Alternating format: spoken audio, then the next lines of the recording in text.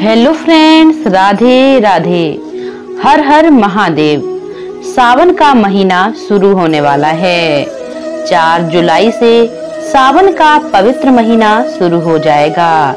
इसके साथ ही केसरिया कपड़े पहने से भक्तों के जत्थे गंगा का पवित्र जल शिवलिंग पर चढ़ाने के लिए निकल पड़ते हैं, जिन्हें हम कावड़िए के नाम से जानते हैं। आज की इस वीडियो में हम आपको डाक कावड़ क्या होती है और डाक कावड़ का महत्व क्या है, कावड़ सबसे पहले किसने उठाई थी और कावड़ ले जाने वाले को किन किन बातों का ध्यान रखना चाहिए, आइए जानते हैं इस वीडियो में। पिछले 2 दशकों से कावड़ यात्रा की लोकप्रियता बढ़ती जा रही है और अब समाज का उच्च एवं शिक्षित वर्ग भी कावड़ यात्रा में शामिल होने लगा है।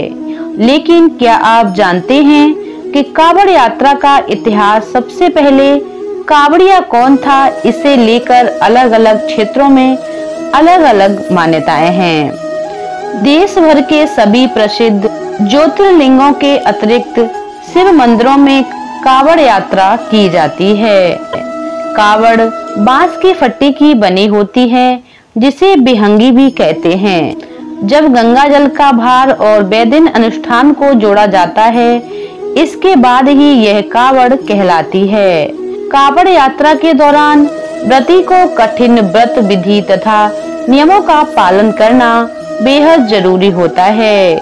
आइए जानते हैं डाक कामर कैसे ले जाई जाती है और इसके ले जाते समय किन किन बातों का ध्यान रखना चाहिए।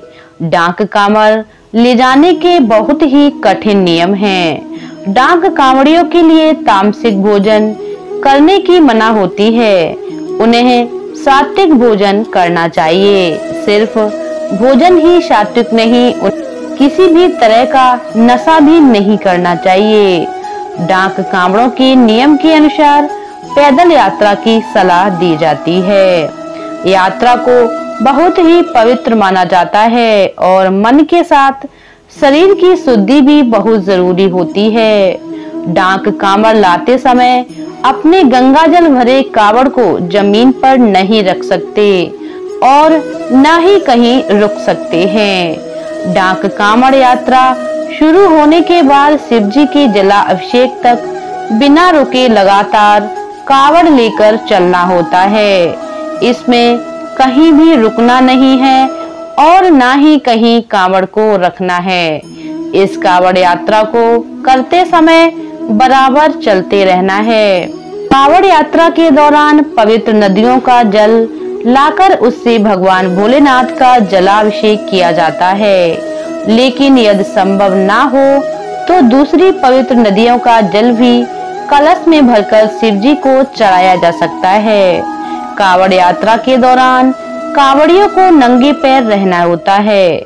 यात्रा आरंभ होने से लेकर यात्रा की समाप्ति तक नंगे पैर ही चलना होता है। डाक कावड़ का नियम है कि जब एक बार कावड़ उठा ली जाती है तो फिर उसे लगातार यात्रा करनी पड़ती है। डाक कांवर यात्रा में आप बीच में विश्राम नहीं कर सकते। डाक कांवर लाने के लिए कई लोगों का होना बेहद जरूरी होता है। आपको लगातार यात्रा करनी पड़ती है।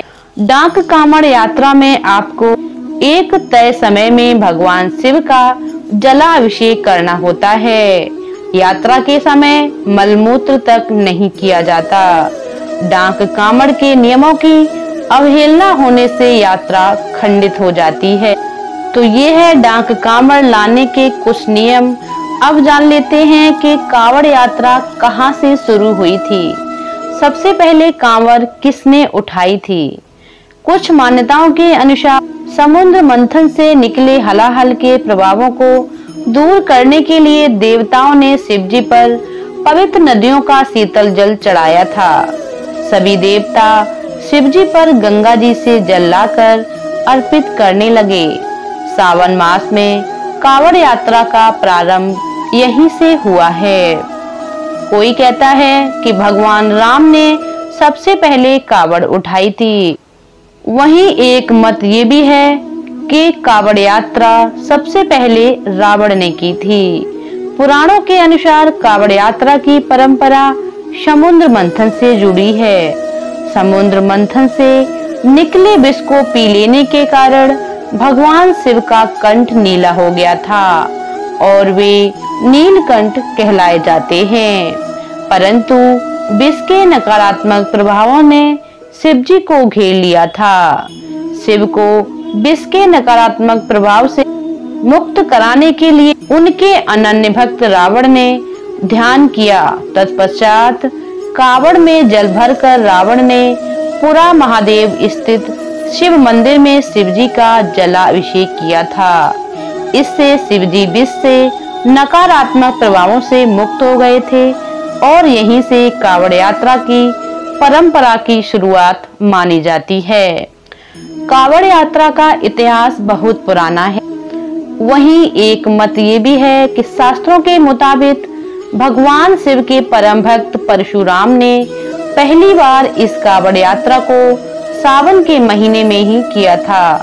तभी से कावड़ यात्रा संतों ने शुरू की और उसके सबसे पहले साल 1960 में ये कावड़ यात्रा सामने आई थी। इस यात्रा में पुरुष ही नहीं बल्कि महिलाएं भी बढ़ चढ़कर हिस्सा लेने लगी। इसके अलावा एक और मान्यता है कि इस यात्रा की शुरुआत श्रवण कुमार ने भी की थी।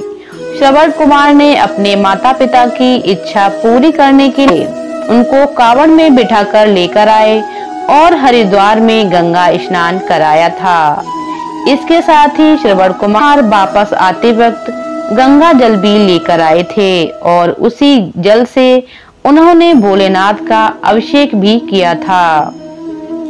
कावड़ कैसे ले जानी चाहिए और कावड़ ले जाते समय किन किन बातों का ध्यान रखना चाहिए और डाक कावड़ क्या होती है। सावन का पवित्र महीना आने वाला है। सावन में कावड़ का काफी महत्व होता है और जगह जगह पर तीर्थ स्थलों पर, गंगा नदियों पर इसकी भारी भीड़ दिखाई देने को मिलती है। तो आज की वीडियो आप लोगों को कैसी लगी हमें कमेंट करके जरूर बताइएगा। चैनल पर पहली बार आए हैं तो हमारे चैनल को सब्सक्राइब जरूर करें, लाइक करें, शेयर करें। चलिए मिलते हैं अगली वीडियो में। तब तक के लिए हर हर महादेव।